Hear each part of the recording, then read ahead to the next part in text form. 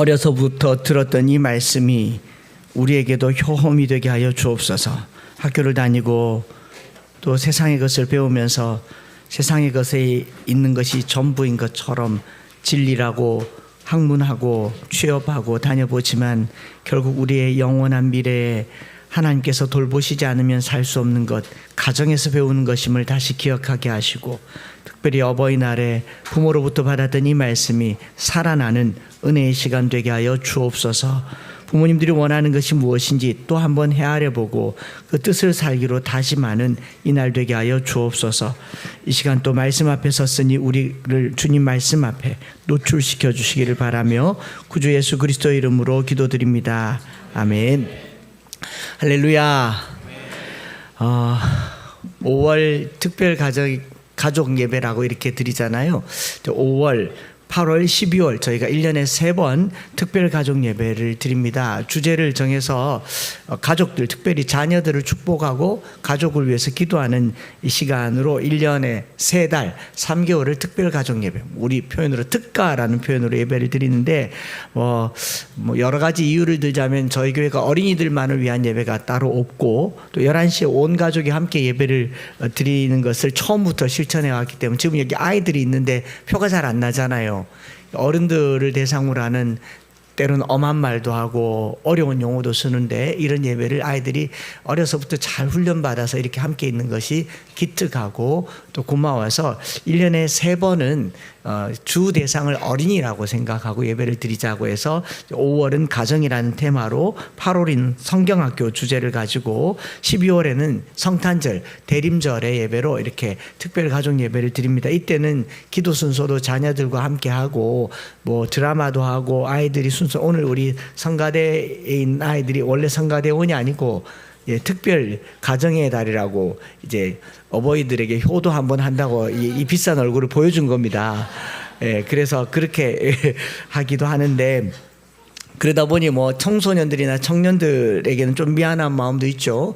저들의 트렌드에 맞는 젊은 목회자나 그런 찬양이나 예배가 없는 거는 또 미안한데 애들이 이렇게 금방 청년들이 될지 몰랐습니다. 성령께서 또 기회를 주시면 그런 기회가 있을지 모르겠습니다. 아니면 또 청년들 교회를 찾아가야 되는지도 모르겠는데 또 감동 주시면 더 나은 예배로 더 나은 모습으로 찾아뵙겠습니다. 그런 특별 가족 예배에서 가장 중요한 것 중에 하나가 뭐냐 하면요, 여러분이 강단 뒤에 있는 배경입니다. 배경인데 매주 바뀌었죠. 지난주에 또 테마가 바뀌고 색깔도 바뀝니다. 무심결에 보시는 분들은 모르겠지만 아는 사람은 다 알아요. 이게 손이 많이 가는 일이에요. 부직포를 붙였다가 뗐다가 또 사진을 오렸다가 붙였다가 하는데 그 현장에서나 영상에서나 이게 아주 정성이 많이 간다. 여기 아이들 붙어 있는 거 보이시죠?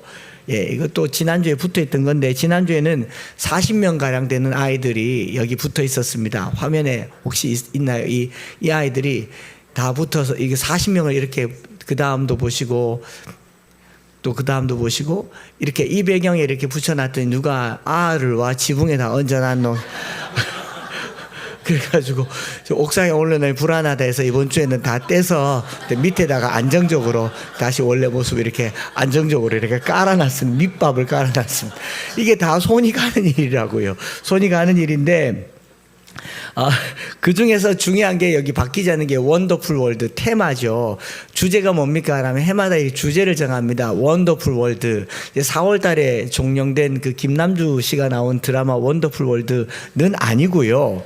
그건 아니고 또 그 루이 암스트롱 지난주에 말씀드렸던 What a Wonderful World의 노랫말이 배경이 되기도 했지만 그 뭔지 모르죠. 제가 What a Wonderful World 이게 주제가 됐는데 뭐 이 노래에 영감을 얻기 따기보다는 사실 근본적으로 이제 원더풀 월드라는 이 주제를 쓰게 된 것은 그 이종태 교수님이 쓴 경이라는 세계를 읽다가 원더라는 표현에 조금 이렇게 감동을 받았다라는 거죠. 이분이 이제 이 교수님이 막스 베버라고 하는 사람 아시죠? 그 탈주술화, 디스인첸티드라는 탈주술화에 대한 이야기를 이렇게 끄집어 오면서 우리 인류가 꽤 오랜 세월 동안 이 자연의 세계에 대해서 마법적인 주술적인, 지난주에 사마리아 봤잖아요. 주술적인 생각을 했기 때문에 그 넘사벽이라고 하는 자연의 세계에 자연과학이 들어오면서 해석이 가능하게 됐죠.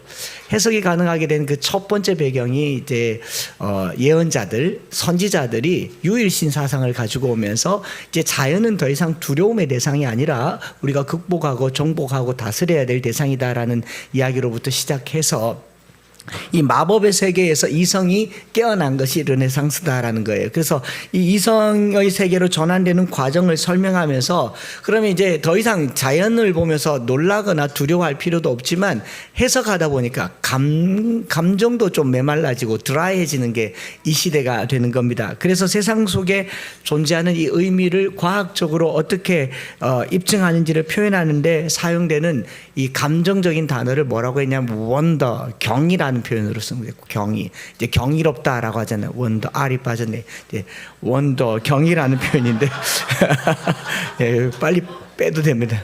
네, R이 빠졌다고요. 네, 저걸 저는 경이롭게 생각하고 저게 왜 빠졌지 이렇게 생각하는 게 경이롭다라는 거죠. 어린 시절에는 지난주에 뭐 조그마한 마술 하나에도 여러분들이 경이로워하고 그랬잖아요. 마술 또 그래서 한 주에 하나씩 이렇게 마술을 보여주려고 이렇게 마술을 보여주고 또 여러분 아이들이 또 놀리지 않습니까? 경이롭게. 예. 이런 게 이제 경이롭다라고 얘기하잖아요. 어른들이 더 놀라는데 다음 주에 새로운 모습으로 찾아뵙겠습니다. 또 이거 사달라고 하겠죠. 네, 다 살 수 있는 겁니다. 네.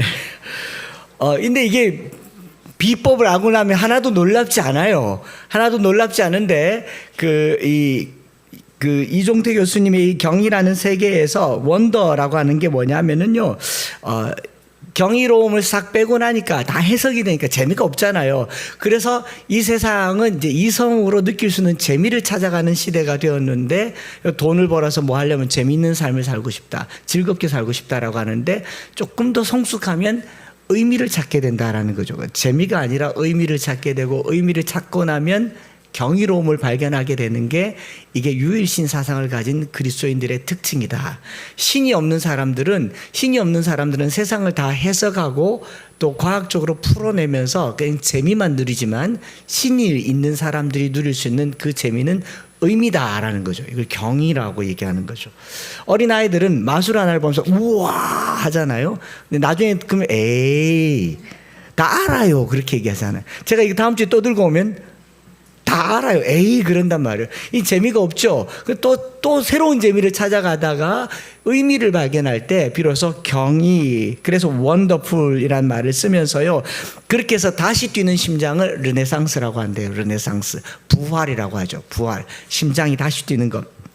그래서 당의 장로님들이랑 5월 가정의 달을 원더풀 월드로 정한 것을 우리가 가족을 새롭게 발견하고 그 시시한 엄마 아빠가 해주는 음식 매일매일 시시한 음식이라고 생각했는데 집 떠났다가 집에 들어와서 보면 엄마가 해주는 음식이 손맛이 최고야 그러잖아요. 우리 여성들도 늘 해먹던 음식 싫어서 사 먹잖아요. 세상에서 제일 맛있는 음식이 사 먹는 거라고 하지만 매일매일 사 먹다가 이제 여기도 실증이 나면 해 먹잖아요. 해 먹으면서 한 숟갈 떠먹으면 우와 이걸 경이라고 한다고요. 이런 경이로움, 가정에 대한 경이로움이 회복되는 세상, 원더풀 월드, what a wonderful world. 뭐 그거 그런 세상을 꿈꿔보는 게 감동이다라는 거죠. 어제 소록도 다녀오면서 그랬지 않습니까? 어린아이들은 그냥 막 거기가 어딘지도 모를 거예요. 아무리 뭐 일제강점기를 얘기해도 그 의미를 잘 모를 겁니다. 돌아다니면서 1억짜리 나무가 어디예요? 이게 1억짜리예요. 이렇게 볼 거예요. 그러나 이제 경이로움을 아는 어른들은 나무를 보면서 저건 1억으로도 못 사는 나무다. 그 의미가 아니까 저거는 수억을 줘도 여기 있어야 되는 나무다. 의미를 발견하게 되는 거. 그걸 경이라고 얘기를 하죠. 그러면서 이종태 교수님 책 제일 앞부분에 이런 내용이 있어요. 윌리엄 워즈워스의 시를 무지개를 딱 이렇게 띄우면서 하늘에게 무지개를 바라보면 가슴이 뛰네. My heart lifts up. 이제 마음이 뛴다는 거죠. 마음 뛰는데 나 어린 시절에도 그러했고 어른이 된 지금도 그러하니 늙어서도 그러하기를 아니면 차라리 죽음이 나으리라. 어린 시절에 무지개를 보고 뛰었던 그 가슴이 늙어서 안 뛰면 차라리 죽는 게 낫겠다. 그 경이로움이 계속 지속되는 인생이 의미 있는 인생이다라는 겁니다. 어린이는 어른의 아버지. The child is father of man. 아이들의 그 마음을 회복하는 게 어찌 보면 신앙이 아닌가 생각을 하고요. 바라노니 나의 하루하루가 자연의 경이로 묶여있기를 이라는 이 첫 번째 챕터로 이 글이 시작되는, 별로 두껍지 않은데 그 글이 깊이가 굉장히 깊고 뭐 EBS인가 SBS에도 나왔는 이 교양, 인문교양으로 이제 소개된 목사님이세요. 그런데 그 경이로움이라고 하는 것들 이렇게 생각해 보면요, 우리가 나이가 들면서 이게 이 신비로움이 계속 사라지죠. 그럼 뭐 뻔한 이야기 되고, 제가 아재 개그 계속 하니까 재미없어 하잖아요. 그런데 새 가족들은 경이로워해요. 심지어는 뭐라고 얘기해요? 어떻게 그 상황에서 그런 단어가 나온지 경이로워해요. 근데 여러분들은 그럴 줄 알았다 생각하잖아요. 경이로움이 회복되기를, 나이가 들어서도 함께 웃기를, 그렇지 않으면 나에게 죽음을. 가족이라고 하는 게요, 아이들의 마음으로 기쁨이 회복되는 게 가족이고, 어른들의 마음에 공감하는 게 자녀들인 것처럼 가정의 달은 원더풀 월드. 우리 가족이 밥 한 술 뜨면서 경이롭고 대화 한마디 하면서 어떻게 그랬어? 라고 하는 경의가 회복되는 게, 그게 우리의 모습이 아닌가. 5월 한 달 동안요, 이것저것 보면서 서로 감탄하고, 우와, 오, 정말, 우와, 진짜, 이야. 이런 가정이 되기를 축복합니다. 무엇보다도요, 우리 이 세상에서 제일 연세 많으신 분이 하나님이잖아요. 제일 어른이, 상어른이 하나님이신데, 그 하나님이 세상을 만들면서부터 경이로워 하셨어요. 첫째 날 보시기, 우와, 이게 빛이야? 이 빛이 어딨어? 이게 빛이야? 하늘의 별들을 두시고, 우와, 저게 별이야? 그렇게 세상을 만들었어요. 보시기에 심히 좋았다라고 하셨어요. 아직도 저와 여러분들을 향한 그 경의가 그치지 않으시며 합력하여 선을 이루시는 분이 하나님이십니다. 그게 회복되는 게 가정의 자리다 생각을 하는 거죠. 그래서 5월 가정의 달이라고 하는데 행복을 가장 많이 말해야 되는데, 사실 솔직하게는 가장 안 행복한 달이 우리 중년인 저희들이에요. 종합소득신고를 해야 되잖아요. 세금 내야 되죠. 또 위로 어버이날 아직 살아계시면 뭐 선물해야 되죠. 아래로 자식들에게 무슨 죄 지은 것처럼 선물 사줘야 되죠. 용돈 줘야 되죠. 가장 잔인한 달이 또 5월이기도 해요. 그래서 5월이 잔인한 달이라고 얘기하기도 하는데, 무슨 행복이 있겠는가. 세상에서 행복, 이 해피네스, 해피라고 하는 말은요, 해픈에서 나왔어요. 해프닝. 어쩌다가 생긴 게 행복이에요. 어쩌다가 뚝 떨어지는 행복을 세상에서는 행복이라고 해.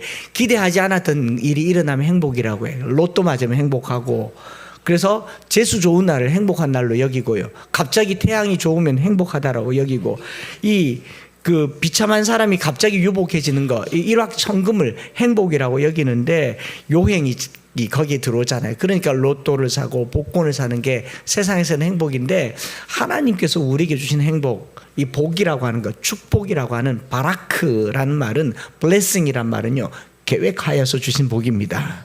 작정하고 주신 복이에요. 하나님께서 주시려고 작정하고 주신 이 블레싱이라고 하는 단어는 bleed라는 단어에서 나왔습니다. bleed란 말은 피를 흘렸다라는 말이죠. 성경에서 우리를 복되게 하려고 하나님께서 자기 아들 예수 그리스도의 피를 흘려서 저와 여러분들을 복되게 하신 것을 우리는 행복이라고 얘기합니다.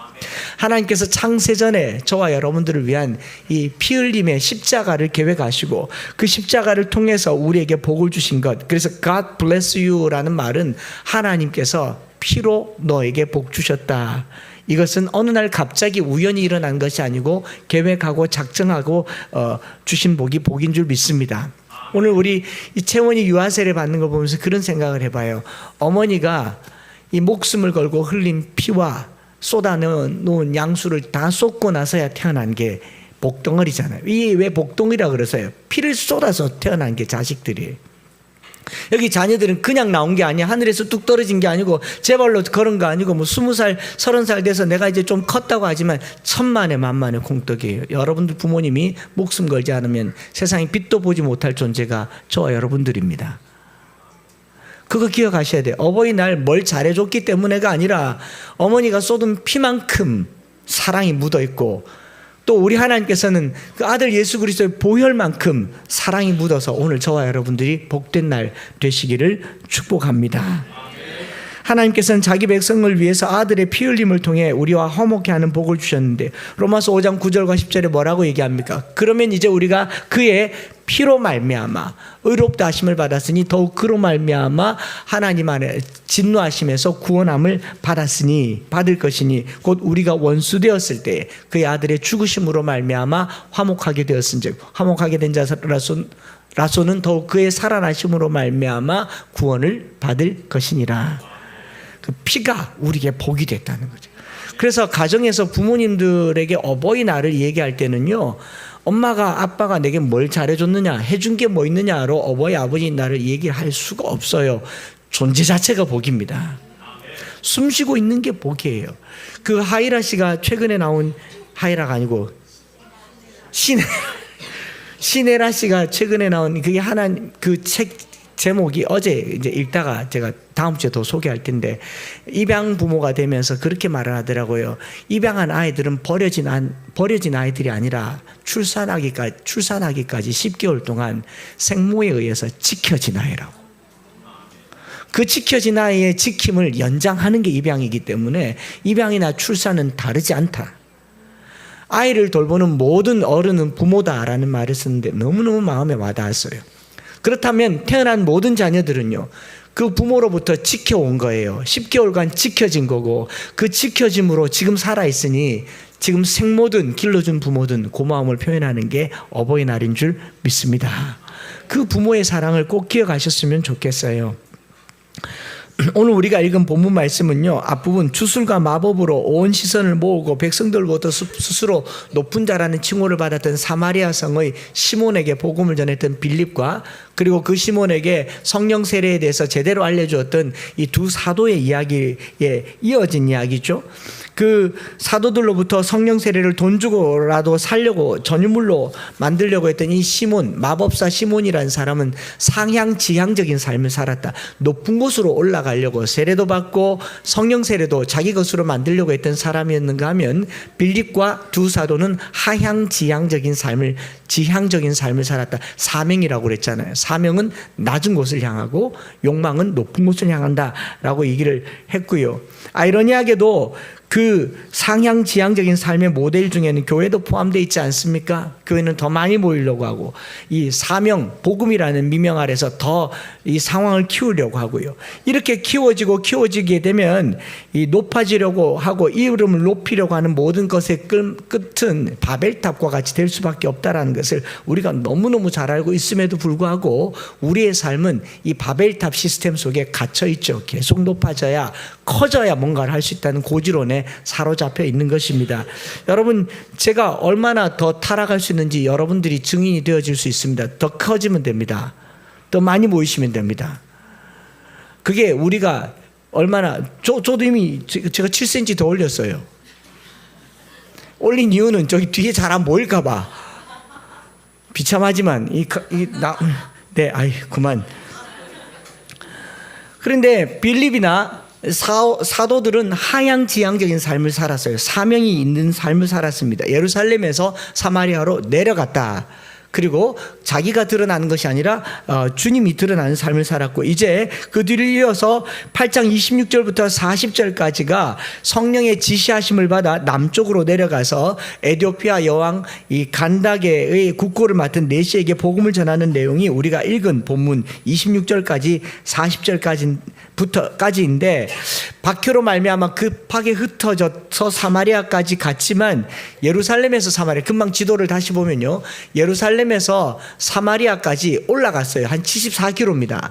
거기서 성령께서 그 에티오피아 여왕의 네시에게 복음을 전하라고 가라고 한 곳이 가사로 가는 길, 광야니까 다시 내려가면 한 70여 킬로가 됩니다. 70여 킬로가 되죠. 그러면 위로 올라갔다가 다시 내려가는 그 거리만 해도 140킬로가 넘지 않습니까? 전체 거리가 200킬로가 되는 그 길을 걸어간 것이 바로 이제 8장 26절에 주의 사자가 빌립에게 마라에 이르되 일어나 남쪽으로 향하여 예루살렘에서 가사로 내려가는 길까지 가라 하니 그 길은 광야라라고 말하고 있지 않습니까?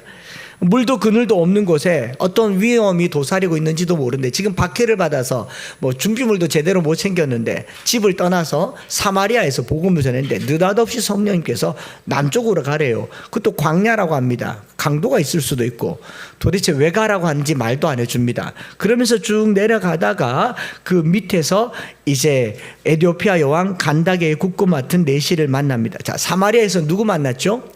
마술사 시몬을 만났으면 좀 괜찮은 사람을 만난 것도 아니고 강적을 만났어요. 자칭 큰 자라고 한 사람을 만났는데 이제는 내려가네. 쭉 내려가서 여왕의 국고를 맡은 고위관직자이긴 하지만 뭐 하는 사람? 내시라고 얘기하잖아요. 내시. 왜 하필 이런 사람만 계속 만나게 하는가 싶은 질문이 드는 거죠. 요즘 교계에 가장 뭐 또 정치적으로 민감한 이슈 중에 하나가 성소수자잖아요. 이 내시는 성소수자입니다. 성소수자. 뭐 동성애자일는지는 모르겠지만 성소수자라고요. 남성이지만 남성 역할을 못하는 사람. 성경에 보면 유누코스라고 되어 있는데 거세당한 사람, 성경 표현 그대로 고자라고 얘기합니다. 마태복음 19장에 나와 있습니다. 19장 12절에 어머니의 태로부터 된 고자도 있고 사람이 만든 고자도 있고 천국을 위하여 스스로 된 고자도 있도다. 이 말을 받을 만한 자는 받을지어다. 예수님이 하신 말씀이잖아요. 나면서부터 된 사람도 있고 스스로 만든 사람도 있고 타인에 의해서 만들어진 뭐 할례를 베풀다가 잘못되었을 수도 있고 뭐 아니면 태생이 그럴 수도 있고 성소수자가 고대에도 있었다라는 하나의 방증의 이런 내용들이죠.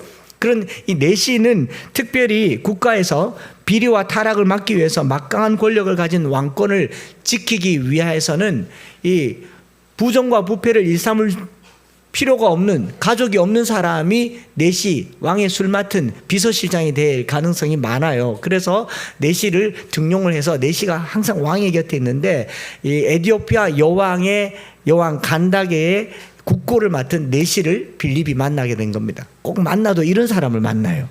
성령이 가라 해서 갔는데 좀 유복한 사람을 만난 것도 아니고 그 내시를 만난 거죠. 복음을 전하는 거죠. 한 번은 마술사에게, 한 번은 내시에게 복음을 전합니다. 이렇게 보면은 복음은 사람을 가리지 않는 것 같습니다. 오늘 우리가 사람을 가리잖아요. 사람을 가리는 것에 대해서는 조금 생각해 보아야 됩니다. 오늘날 우리 개신교회가 이상하게도 큰 돈을 들여서 이슬람 국가에 선교사를 보내는데 이슬람 사람이 우리나라에 들어오는 걸 반대를 해요. 아니 제발로 복음 받으러 오겠다고 하는데 그걸 왜 막아요? 막을 이유가 없지 않습니까? 이슬람 사원을 세웠다 하더라도 교회가 더 잘 서면 되죠. 더 좋은 모델을 세우면 되죠. 굳이 반대할 이유가 없는 것은 성경은요 사람을 가리지 않습니다. 성령은 사람을 가리지 않습니다. 마법사라고 가리지 않아요. 스님이라고 가리지 않습니다. 무속인이라고 가리지 않습니다. 내시라고 가리지 않는다고요. 아무튼 이렇게 된 이 상황 속에서 어떻게 기가 막히게 74km 올라갔다가 쭉 내려오다가 우연히 내려가는 빌립이 내시를 딱 마주 들여지는 것도 계획된 만남이죠. 성령은 모든 것에 합리적인 계획을 만들어 가시는 분이신 줄 믿습니다. 이렇게 해서 이런 성령의 수고와 빌립의 움직임의 결과로 에티오피아 여왕 내시는 이 복음을 받아들이고 세례를 받는 내용이 이 8장 26절부터 40절까지이고요. 조금 더 들여다보면 성령의 인도함을 따라서 빌립은 막 열심히 북쪽에서 밑으로 걸어서 내려와서 광야에 땀을 뻘뻘 흘리고 있는데 길에서 내시를 만났는데 내시는 뭘 타고요? 수레를 타고 툭툭툭툭 갑니다. 가는데 성경을 읽고 있는데 이사야서를 읽고 있었다라고 얘기하는데 읽고 있는 걸 어떻게 알겠어요? 길에서 수레 타고 있는데. 그죠? 그런 질문들이 있더라고요. 이 아나기녹스코라고 하는 읽다라는 말, 구약 성경이든 신약 성경에 읽다라는 모든 표현은 눈으로 읽는 게 아니고 구약에서는 읽다를 카라라고 얘기하고 신약에서는 아나기노스코라고 하는데 이 표현은 소리내서 읽는 겁니다. 소리내서 읽으니까 웅얼거리며 읽든지 뭘 읽든지 이게 들어본 사람들은 뭔지 알아요. 제가 지금 웅얼거리는 게 뭔지 한번 들어보세요. 전혀 여러분들이 이렇게 생소한 걸 텐데 그래도 살살 이 얘기도 알아들을 겁니다. 마바냐 바라 일다 신경반자 제본신바냐 바라 뭐예요?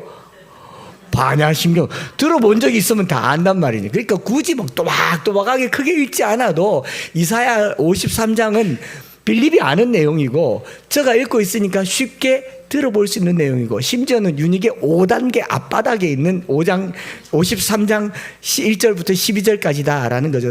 이사야서에 있는 말씀이다라는 거죠. 그걸 이렇게 읽었고, 그래서 이걸 우리가 한번 읽어보는 걸로 오늘 말씀을 마무리하려고 그래요. 너무 간단하게 끝나는 것 같지는 않을 겁니다만은, 이사야 53장 1절부터 12절을 찾으셔서요, 우리가 그냥 예수님의 고난에 대해서 읽지만 예수를 모르는 사람이 이 구절을 읽었을 때 뭐가 제일 궁금한지를 한번 체크해 보세요. 성경책을 찾아서 그라는 말이 계속 나옵니다. 그런 빌립의 마음속에는, 네시의 마음속에는 도대체 이 그가 누구야? 이 사람이 도대체 누구야라는 궁금증이 생기는지 안 생기는지 같이 읽어보면 알잖아요. 1절부터 12절까지 같이 읽습니다. 찾으셨으니까 시작. 우리가 전한 것을 누가 믿었느냐? 여호와의 팔이 누구에게 나타났느냐? 그는 주 앞에서 자라나기를 연한 순 같고 마른 땅에서 나온 뿌리 같아서 고운 모양도 없고 풍채도 없은즉 우리가 보기에 흠모할 만한 아름다운 것이 없도다. 그는 멸시를 받아 사람들에게 버림받았으며 간고를 많이 겪었으며 질고를 아는 자라. 마치 사람들이 그에게서 얼굴을 가리는 것 같이 멸시를 당하였고 우리도 그를 귀히 여기지 아니하였도다. 그는 실로 우리의 질고를 지고 우리의 슬픔을 당하였거늘 우리는 생각하기를 그는 징벌을 받아 하나님께 맞으며 고난을 당한다 하였노라. 그가 찔림은 우리의 허물 때문이요 그가 상함은 우리의 죄악 때문이라. 그가 징계를 받음으로 우리는 평화를 누리고 그가 채찍에 맞음으로 우리는 나음을 받았도다. 우리는 다 양 같아서 그릇 행하여 각기 제 길로 갔거늘 여호와께서는 우리 모두의 죄악을 그에게 담당시키셨도다. 그가 곤욕을 당하여 괴로울 때에도 그의 입을 열지 아니하였으며 마치 도수장으로 끌려가는 어린 양과 털 깎는 자 앞에서 잠잠한 양같이 그의 입을 열지 아니하였도다. 곤욕과 신문을 당하고 끌려갔으나 그 세대 중에 누가 생각하기를 그가 살아있는 자들의 땅에서 끊어짐은 마땅히 형벌받을 내 백성의 허물 때문이라 하였으리요. 그는 강포를 행하지 아니하였고 그의 입에 거짓이 없었으나 그의 무덤이 악인들과 함께 있었으며 그가 죽은 후에 부자와 함께 있었도다. 여호와께서 그에게 상함을 받게 하시기를 원하사 질고를 당하게 하셨은즉 그의 영혼을 속건제물로 드리기에 이르면 그가 씨를 보게 되며 그의 날은 길 것이요 또 그의 손으로 여호와께서 기뻐하시는 뜻을 성취하시리로다. 수고한 것을 보고 만족하게 여길 것이라. 자기 지식으로 많은 사람을 의롭게 하며 또 그들의 죄악을 친히 담당하리로다. 그러므로 내가 그에게 존귀한 자와 함께 몫을 받게 하며 강한 자와 함께 탈취한 것을 나누게 하리니 이는 그가 자기 영혼을 버려 사망에 이르게 하며 범죄자 중 하나로 헤아림을 받았음이니라. 그러나 그가 많은 사람의 죄를 담당하며 범죄자를 위하여 기도하였느니라. 아멘. 예수를 모르는 사람이 이걸 읽으면 그가 누군지 궁금하겠습니까? 안 하겠습니까? 도대체 이 사람이 누구길래 죄를 담당하고, 도대체 이 사람이 누구길래 하나님께 버림받으며, 도대체 이 사람이 누구길래 채찍을 맞고, 도대체 이 사람이 누구길래 징계를 받느냐 궁금해하는 거예요. 정상적으로 읽으면 궁금해하는 게 상식입니다. 이것이 그냥 예언의 이야기가 아니라 너무나도 궁금하게 만들어진 말씀이잖아요. 저는 이 말을 빌립이 들었을 때 이런 생각이 드는 거죠. 내시는 아주 오래전부터 이사야 선지자로부터 전해온 예언서에 기록된 글을 말하고 있는데 그가 누군가를 책에서 궁금해하는데 빌립은 이 글을 만났잖아요. 이 글을 체험했잖아요. 이 글을 알지 않습니까? 빌립은 그가 삶으로 살고 있는 삶에서 경험한 예수를 내시는 글에서 만나는 거죠. 제가 이 말씀을 보니까 삶이 글과 만나는 지점이 바로 사마리아에서 내려와서 이 가사 지역으로 가는 길에 만난 이 만남과 같은 거라는 생각을 하게 된 겁니다. 복음은 이런 만남인 거죠. 삶이 글과 만나는 지점이 되었고 이 내시와 빌립이 만나는 지점이 되었다라는 겁니다. 빌립이 이거 그냥 전한 거 아닐 거예요. 아마 내시가 물었을 때 도대체 이 그가 누구예요? 이 그가 누굽니까? 라고 말하면 빌립이 그를 내가 알고 있다고, 그를 내가 만났다고, 그가 얼마 전에 이렇게 질고를 당하고 죽었다고. 빌립이 알고 있는 삶은 현실이고요, 내시가 알고 있는 삶은 글인데 글과 현실이 만나는 그 지점이 저는 복음이라고 생각합니다. 그래서 길 가다가 물 있는 곳에 36절에 이르러 내시가 말하되 보라 물이 있으니 내가 세례받음이 무슨 거리낌이 있으리요. 내시는 글을 읽었지만 빌립이 만난 예수를 내시가 만났을 때 세례가 만들어지는 겁니다. 37절이 소실되어서 없지만 다른 사본에는 이렇게 말하지 않습니까? 다른 사본에 뭐라고 얘기합니까? 빌립이 이르되 네가 마음을 온전히 하여 믿으면 가하니라. 대답하여 이르되 내가 예수 그리스도께서 하나님의 아들이신 줄 믿노라. 빌립은 이사야 53장에 그가 예수 그리스도인 것을 믿게 된 것이죠. 이쯤에서 저는 8장의 해석을 마치면서 오늘 가정의 달이니까 특별히 하나님께서 그냥 계속되는 본문, 이 가정의 날, 어버이날 우리에게 어떤 만남이 있을까를 생각하면서 조금 적용을 해보았어요. 오늘 설교 제목이 옷깃만 스쳐도 복음이라는 제목을 넣은 이유가 바로 이거예요. 사실 옷깃만 스쳐도 인연이란 말은 불교에서 나온 타생지연이란 말입니다. 타인의 생, 다른 곳의 생도 인연이 되면 만난다. 그래서 옷깃만 스쳐도 인연이란 말이 나오는데 제가 사전을 찾아보니까 한복하는 사람들에게 옷깃이 어딘지 아십니까? 이거는 소매고요, 옷깃은 여기예요. 옷깃 스치려면 어떻게 해야 됩니까? 적어도 끊어 안아야 되죠. 이게 보통 인연이 아니더라고요. 그 불교가 하는 말도 보통 인연 아니에요. 전생의 인연도 우연히 만나게 된다가 옷깃만 스쳐도 인연이란 말이에요. 제가 보니까 가장 깊은 만남은요, 부모와 자녀의 만남이에요. 이 아이들이 엄마의 옷깃에 얼마나 스쳐 있는가 생각을 해봐요. 우리 하나님께서 빌립에게 내시를 갖다 붙일 때 그냥 잠깐 만나는 것 같지만 오래전부터 그 200km가 되는 거리를 주님이 준비하신 만남이라고 친다면 가장 위대한 만남은요, 부모가 자녀를 만나는 순간이에요. 그 오랜 시간 부모님 품에 스쳐져 있는 그 옷깃이 스쳐지는 그 만남을 우리 부모님들은 간과하지 마시고 복음을 전하는 그런 만남이 되시기를 축복합니다. 그래서 아이들이 자라면서 끊임없이 묻잖아요. 이거 뭐예요? 이거 뭐예요? 저거 뭐예요? 그거 왜 그래요? 그거 왜 차 타면 타자마자 언제 가요? 언제 도착해요? 도착하자마자 집에 언제 가요? 계속 물어요. 계속 묻는 그 물음에 내가 만난 예수를 전해주는 우리 부모님들이 되어주기를 바랍니다. 어버이날 부모님들이 뭐 꽃 받고 선물 받는 거는 그건 뭐 별로 중요하지도 않아요. 아직 부모님들이니까 우리 자녀들을 만나는 그 깊은 옷깃 스침이 복음의 스침이 되어질 수 있기를 축복합니다. 오래전부터 불교에서는 전생을 얘기하지만 우리 개신교에서는요, 태초부터 얘기합니다. 우리 아이가 나기 전부터 성령께서 우리를 이렇게 예비하셨어요. 옷깃만 스쳐도 복음이 되는 우리 부모님과의 관계가 되기를 바라고, 그런가 하면 빌립이 다가갔을 때 내시가 빌립에게 이렇게 묻잖아요. 대답하되 8장 31절에 대답하되 지도해 주는 사람이 없으니 어찌 깨달을 수 있느냐 하고 빌립을 청하여 수레에 올라 같이 앉으니라. 어버이주일에 부모님들은 자녀들을 성경으로 잘 지도하는 선험자가 되어야 되는데 이 내시는 성경을 읽잖아요. 성경을 읽는데 잘 몰라요. 그래서 그게 뭐냐 물었더니 지도해 주는 사람이 없어서 잘 모르겠어요. 여기 좀 앉아봐요 라고 하는데, 우리 자녀들은요, 우리 부모님들을 여러분들의 삶의 자리에 꼭꼭 앉혀주세요. 엄마 옆에 앉고 엄마를 내 옆에 앉혀서, 그리고 그 엄마와 아빠와 대화하는 중에 빌립과 내시가 만나는 만남이 어떤 만남이라고 했어요?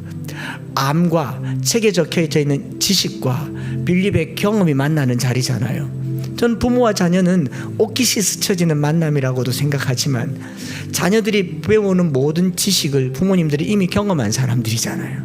부모의 신앙의 영적인 경험과 자녀들의 삶이 만나는 자리, 삶과 삶이 만나는 곳이 가정이 되기를 축복합니다. 자녀들은 이 삶을 싫어해요. 잔소리한다고 생각합니다. 꼰대 같다고 생각합니다. 맞아요. 부모님들은 자기 경험만 생각하지 세상 바뀌었다는 걸 모릅니다. 그러나 자녀들은 세상 바뀐 데 적용하지 앞으로 일어날 일이나 지나온 삶을 잘 모릅니다. 이 모든 것들이 만나는 자리가 수레에 앉는 거라고 생각을 해봤어요. 우리가 자녀들과 부모님들이 뭘 선물 사주고 밥 사주고 이런 걸로 어버이날 다 했다 이렇게 하지 마시고요. 부모라고 하는 것이 자녀들에게 공경과 존경받는 것을 목적으로 자녀를 양육하는 존재가 아닙니다. 우리 자녀들도 잘 들으세요. 여러분들에게 호사 누리려고 공부시키고 밥 먹이고 학교 보내는 거 아니에요. 아무것도 안 갚아도 상관없어요. 제가 50대가 되면 뭐 바라세요 부모님들? 뭐라 하십니까? 너거나 잘 살아라 그러죠. 너거나 잘 살아라 그러지 않습니까? 제가 저 기도해 주시는 권사님들께 어버이날이라고 스승의 날이라고 전하면 한 목사님 전화하지 마세요. 전화하지 마세요. 한 목사님 갈 길 가시라고. 내가 늘 기도하고 있다고. 오지도 마라. 우리 집이 너무 어지러우니까 오지도 마라. 기도하고 있다. 안 와도 다 안다. 이게 부모 마음이에요. 자식들이 꽃 안 사온다고 섭섭해하는 부모들은 아직 덜 된 부모입니다. 선물 안 사준다고 섭섭해하는 부모는 아직 덜 된 부모예요. 부모라면요, 제가 이렇게 이행시를 지었거든요. 부모는 늘 한번 불러보세요. 부족하고 모자란 사람이 부모예요. 자식에게 사랑을 더 많이 해주고 싶은데 더 많이 못 해줘서 부족한 게 부모고 모자란 게 부모예요. 우리 하나님께서 저와 여러분들을 더 사랑해주고 싶은데 그게 부족하고 모자라서 하나밖에 없는 아들도 내어주신 분이 부모예요. 그렇기 때문에 자식들은 부모에게 뭘 잘해준다고 그걸 자랑삼아 말할 것도 아니고 안 해줘도 괜찮다고요. 우리 애들이 아무것도 안 해주더라고요. 지금 그래서 한이 맺혀가지고 이 설교하는 겁니다. 야들아, 너희나 잘 살아라. 나는 갸타 세라젬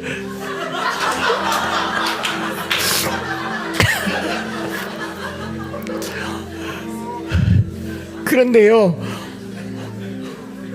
이 뭐라 해야 돼? 빌립이란 사람에게 네시와의 만남은 기회가 왔어요. 저는 그 수레 타고 에티오피아로 갔어도 될 거라고 생각해요. 고위 간직자잖아요. 에티오피아를 복음화 시켜도 되는데 그 만남은요, 금방 정반대로 이렇게 찢어지는 걸 봤어요. 부모와 자식은 이렇습니다. 옷깃 스치듯이 만났지만 시간이 되면 다 갈라집니다. 여러분들 친구 따라가고요, 자기 성공과 번영을 따라가고 어쨌든지 독립하고 싶죠. 가면 올 일 없어요. 어쩌다가 한 번씩 오거나 전화나 문자 한 번 하면 끝이에요. 그게 우리 만남이에요. 부모는 부모대로 살 겁니다. 말년에 요양병원에서 인생을 마감할 수도 있고 국가가 정한 시설에서 마감할 수가 있고 폐허 같은 곳에서 마감할 수가 있어요. 그걸로 끝이에요. 그럼에도 불구하고 부모님 마음은 한 가지일 겁니다. 여러분들 잘 사세요. 여러분들 잘 사세요. 이게 우리 하나님 아버지의 마음이에요. 여러분들을 천국에 끌어모으려고 복음을 전하는 게 아니라 여러분들이 천국과 같은 삶을 살려고 복음을 전하는 겁니다. 이 어버이날에 굳이 부모님을 찾아가지 않아도 마음 정도는 알아주시면 좋겠습니다. 그 하나님 아버지의 마음으로 우리 오늘 같이 찬양 드리면서 한번 기도하면 좋겠습니다.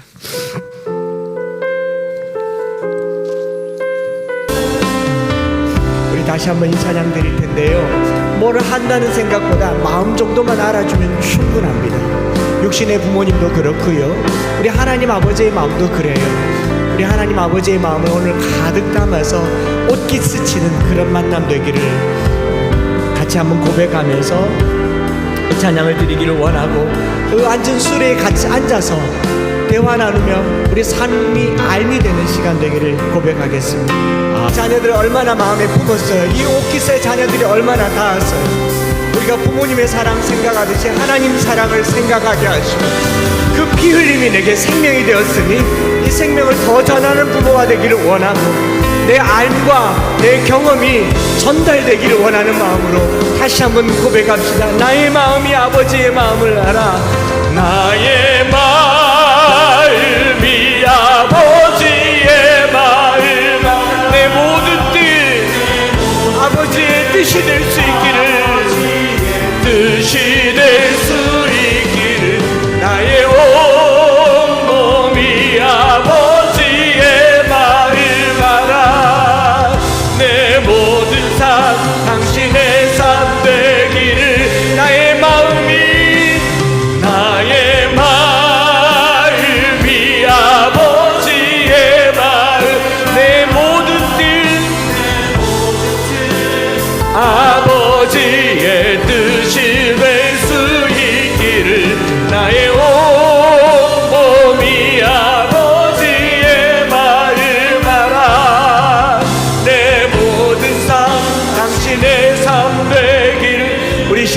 한번 주여 부르짖고 기도할 텐데요, 우리가 알지 못하는 많은 옷깃이 내게 닿았어요. 엄마의 옷깃, 아빠의 옷깃이 닿아서 그래서 오늘 내가 있는 거예요.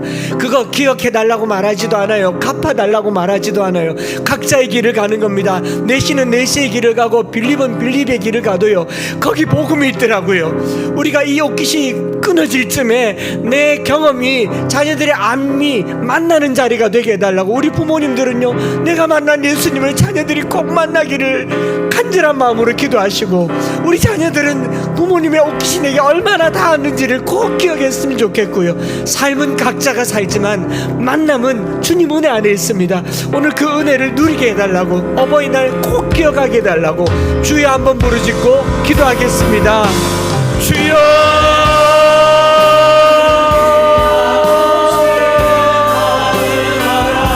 하나님 아버지, 우리에게 주님께서 예비하신 이 만남과 이 계획과 이 뜻이 있는지를 압니다.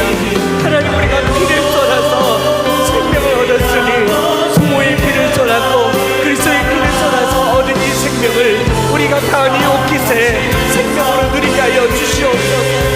아버지, 우리가 그들에게 우리가 알고 있는 것과 경험한 것을 눈물을 흘리며 가르치며 전할 수 있도록 도와주시고, 눈물의 열매가 자녀들에게 만남으로 나타날 수 있기를 원합니다. 옷깃만 스쳐도 복음이 되기를 원합니다. 아버지 하나님, 우리 삶이 되기를 원하고 삶과 삶이 만나는 우리의 가족들이 될 수 있도록 주님 축복하여 주시옵소서. 주님, 우리의 가정을 축복하시고 특별히 부모님들을 축복하시고, 주님 나의 마음이 아버지의 마음 알아. 내 모든 아버지의 뜻을 쓰기, 나의 몸이 아버지의 마음 알아. 내 모든 삶 당신의 삶. 하나님 아버지, 빌립을 가사로 가는 광야에 내어 보내시고 그 내시를 만나게 하시는 하나님의 놀라운 계획을 가정의 달에 맞추어서 묵상을 해보았습니다. 이 세상에 많은 아이들이 있지만 특별히 내 아들, 내 딸 하나님께서 우리 집에 보내주신 것 우연이 아니고 하나님의 계획이신 줄 믿습니다. 이 계획의 옷깃 스침이 하나님 깊은 인연이 되게 하여 주옵소서. 얼마나 많이 안았고 얼마나 많이 품었고 이제 품을 떠나 있지만 이 아이들이 그걸 기억도 못하지만 저들의 길을 가는 동안 저들의 삶 속에 저들이 알고 있는 알미, 부모님의 삶과 만나 복음이 되게 하여 주옵소서. 부모님들이 바라는 간절한 바람 그것 말고 무엇 있겠습니까? 세상적으로 성공해서 호의호식하는 것 바라지도 않습니다. 저들의 삶 속에 예수와 만나 예수와 동행하는 삶을 살게 하여 주옵소서.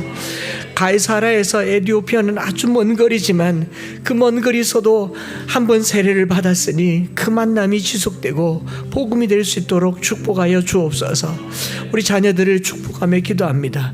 부모는 언제나 부족하고 언제나 모자라는 것이 부모인지라 잘해주고도 더해주고 싶은 것이 부모의 마음인 것을 오늘 하나님의 마음을 통하여 우리가 곁들여 배웁니다.